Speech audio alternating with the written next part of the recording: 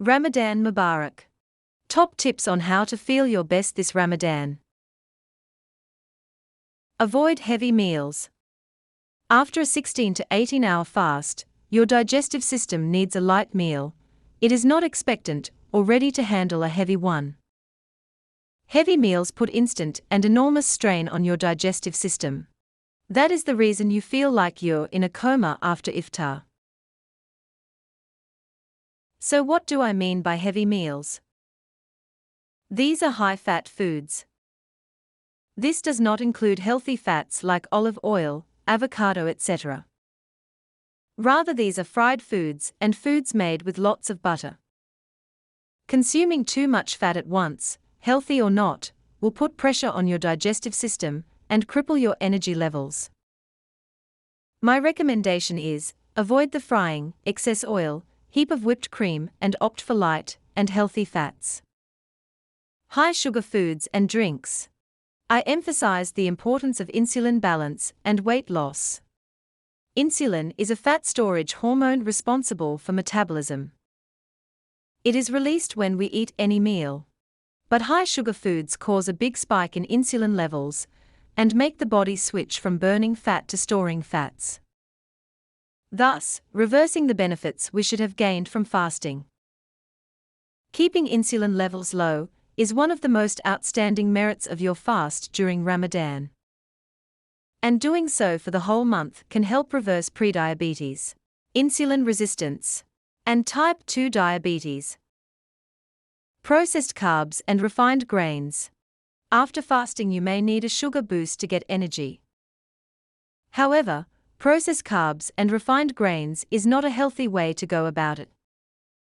That is because it causes a spike in your insulin levels and opens the lux to your fat storage cells. Here's a hypothetical case. Say you break your fast with a sugar-sweetened beverage, you'll undoubtedly get a spike in energy levels, but your body then switches to a fat storage state, and those heavy meals you take stores in your fat cells rather than being burnt as energy. Worse yet, a quick, sudden dip follows the high rush of energy, and this is why you become sleepy, tired and hungry roughly an hour after your iftar, and you may not be able to do your tarawih properly.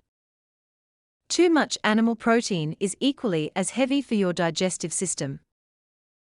So what foods should we include in our iftar? While you avoid the foods listed above, the goal is to attain a balance with your proteins, fibers and healthy carbs so you can get sustained energy, rather than a rapid rise and dip. It is recommendable to add moderate amount of organic, healthy, unprocessed animal proteins and fat. Proteins will help stabilize blood sugar and keep you satiated longer. However, it shouldn't make more than 25% of your entire meal. If you're vegan, healthy substitutes include beans or lentil, but you should still stay within the standard 25%. Also include whole grains and healthy carbs. Foods like brown rice, sweet potato, quinoa, and buckwheat should make another 25% of your plate. Whole grains are rich in fibers and provide instant energy, but do not dramatically affect your blood sugar like carbs. The carbs in whole grains might be too much for some, so it's best to gradually increase your intake until you know how much you can handle. Other healthy carbs come from vegetables. These types of carbs are good for you. Sustain your energy and doesn't cause insulin spikes. Make sure you fill at least half your plate with vegetables, especially raw ones. Consume fruits for your sugar and sweet tooth. Fruits are a healthy alternative to sugary drinks. They do not cause a spike in insulin levels, but provide healthy natural sugars and reduce your craving for unhealthy sugars. They are also a great source of minerals and will rehydrate your body. Stay hydrated. After a long fast, your body's greatest need is rehydration, not food. Surely, the body can function for weeks without food, but will crumble without water and minerals after a few days.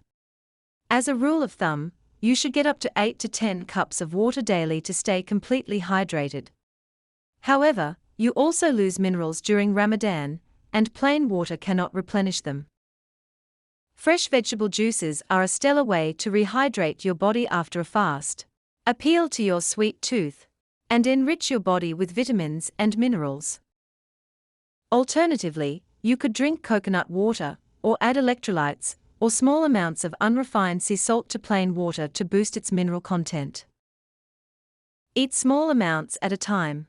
Irrespective of the kind of meal you consume after your fast, you will notice that your body cannot digest a big meal. Therefore, it is recommendable that you take easy-to-digest foods, and in small amounts. Fasting suppresses your hunger hormones, and after a 16 to 18-hour fast, you would get full quickly with less than your usual amount of food. The truth is, it is you who thinks that you need lots of food because you haven't eaten all day. Not your body. Overcome social eating. We've all been there, where you're invited out with friends during Ramadan, and you know there'd be elaborate dishes and desserts, and you really do not want to miss out on those meals because all your cravings are fully active. Well, there isn't a magic to stopping those cravings than to have the right mindset while going out. Think of your outings as a means to see family and friends. Your enjoyment will come from laughing, talking, praying and sitting together, and not overindulging with food. You can start by filling up with soup and salad first so you'd be a little full with healthy meals before going for the carbs or other unhealthy options. Fast in a healthy way. Stay mentally and physically energetic during Ramadan, and maybe even lose a couple of pounds during this holy month.